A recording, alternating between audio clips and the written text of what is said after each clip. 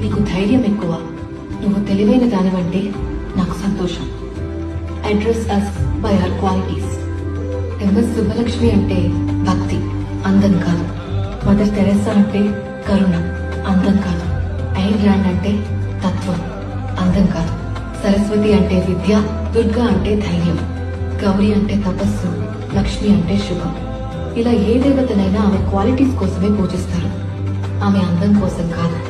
నీ గుణాలే నీ సంతకం అవుతాయి, నీ అందం కాదు.